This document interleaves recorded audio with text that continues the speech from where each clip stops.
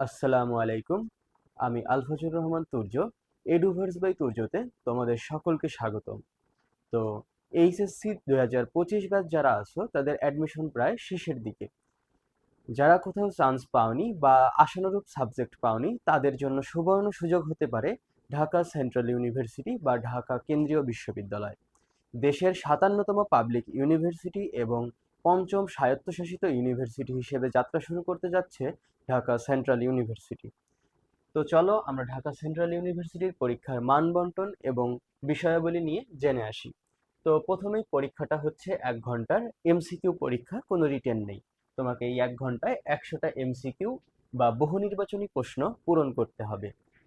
এবং এই পরীক্ষায় জিপিএর উপরে মার্কস রয়েছে 20 মার্কস।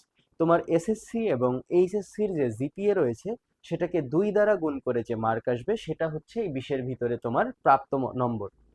এরপরে এ ইউনিট অর্থাৎ বিজ্ঞান ইউনিট। বিজ্ঞান ইউনিটে থাকছে ফিজিক্স থেকে 25টি কোশ্চেন, কেমিস্ট্রি থেকে 25টি কোশ্চেন, হায়ার ম্যাথ থেকে 25টি ও বায়োলজি থেকে 25টি।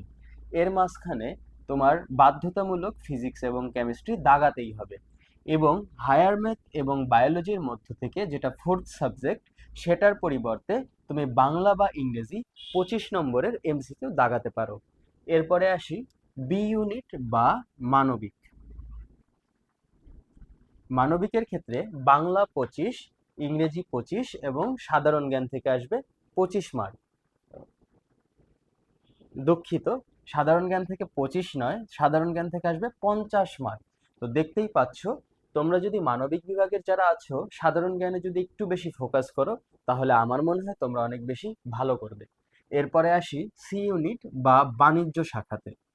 বাণিজ্য শাখার ক্ষেত্রে বাংলা থেকে থাকবে 20, ইংরেজি থেকে 20, হিসাব বিজ্ঞান 20 ও ব্যবসায় শিক্ষা থেকে 20 মার্ক।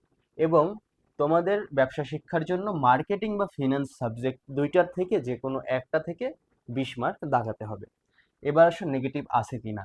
হ্যাঁ ভাইয়া, যেহেতু পঞ্চম স্বায়ত্তশাসিত বিশ্ববিদ্যালয় সেহেতু নেগেটিভ মার্ক থাকবেই। প্রতিটি ভুল উত্তরের জন্য তোমার 0.25 মার্ক কাটা হবে। এবং তোমাদের পরীক্ষাটা এইচএসসি পরীক্ষা ঠিক যেই সিলেবাসে হয়েছে সেই সিলেবাসেই তোমাদের অ্যাডমিশন টেস্টটা হবে ঢাকা সেন্ট্রাল ইউনিভার্সিটিতে। আমার জনমতে মানবিকে সম্ভবত হচ্ছে শর্ট সিলেবাস ছিল, বাকিগুলোতে কতটুকু শর্ট ছিল আমি জানি না। তো তোমাদের শর্ট সিলেবাস অনুযায়ী পরীক্ষা হবে। এবং আমরা আশা করছি তোমাদের সাথে দেখা হবে ঢাকা সেন্ট্রাল ইউনিভার্সিটির কোনো এক ক্যাম্পাসে।